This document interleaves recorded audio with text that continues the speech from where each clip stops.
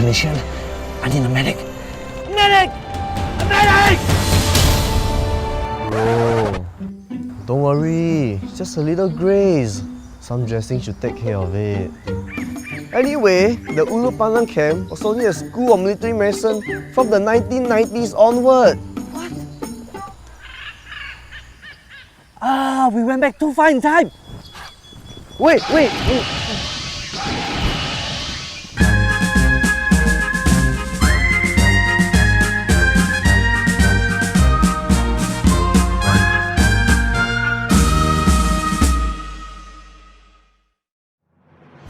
Nested on a hilly terrace slope in the west of Singapore was the School of Military Medicine. But going further back in time, Ulu Pandan Camp was built to house the 1st Singapore Infantry Regiment, or 1SIR as it is commonly known. 1SIR was the nation's very first battalion of regular soldiers, and it was formed in 1957 as Singapore was on the path towards self-government. How did 1SIR evolve over the years? How it started was, as you know, that Singapore was a British colony.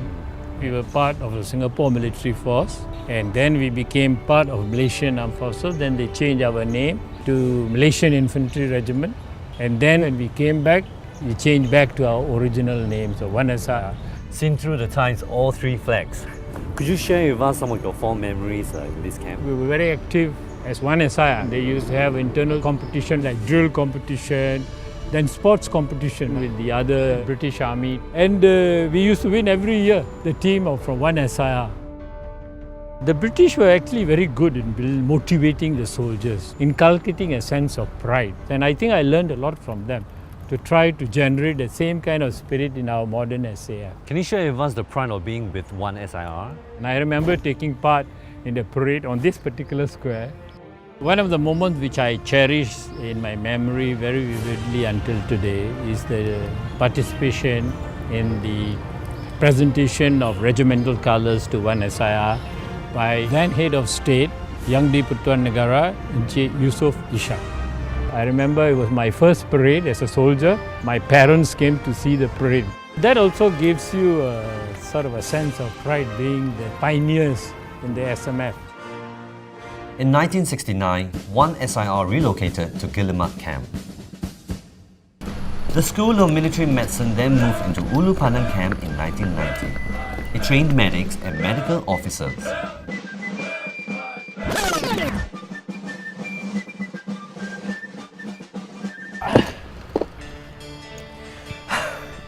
I really did this when I was a soldier. In 1996, I got posted to the Combat Medic course after I finished my basic military training. We were constantly asked to run with our stretchers. Yup, during my NSF days, I was Combat Medic Corporal Heng Tikok, and Ulu Pandan Camp here was my home for 3 memorable months. Although Ulu Pandan Camp has now been converted into a student hostel, many of its architectural structures remain intact. Don't you think this whole area looks very familiar? Oh, definitely, Ben. Where we're sitting right now used to be the canteen, and around us, outside, they all used to be open training sheds. We could do all kinds of training in there, from very, very basic bandaging skills to advanced intravenous live infusion training, as well as some stretcher drills as well within the training shed. So how do you think the trainings inculcated a sense of pride and responsibility in our combat medic? They could be called upon to use the skill anytime during their national service period. For example, when they're covering a standard obstacle course test or IPPT test or live firing, the ones who are providing the medical cover for rail on-site will indeed be the combat medics that we train in this camp. And I think knowing very well that they are training to perform a task is something that could be used to save a life anytime from the day they walk out of the camp, gave them this sense of immense pride. So what would you say is the crowning achievements of our medics? Well, I'll say our crowning achievements at the Medical Corps is our participation in multiple humanitarian assistance and disaster relief operations. So Ben, I understand that you have had some experience in overseas peacekeeping type of operations. So could you give me an example? Okay, I was deployed in 2 missions before. The first one was for the Silk Air MI-185 crash to provide medical support together with my MO And the second one was in the Cambodia Civil War. You know, in those situations, all we could see was death and pain. I felt that our services, could make a difference in the lives of those victims. Well, Ben, I must say I'm proud of you, and I'm glad you have all these memories which you take forward for many years to come. In 2002, School of Military Medicine moved to Nee Soon Camp. Today, what used to be the home of Singapore's 1st Infantry Battalion and the School of Military Medicine has now been turned into a hostel for tertiary students, Yoha at Ulu Pandan. According to Singapore Land Authority, old army camps are popular site choices for being transformed into hostels. They are spacious and have large greenery, and it's easier to adapt the buildings for hostel use.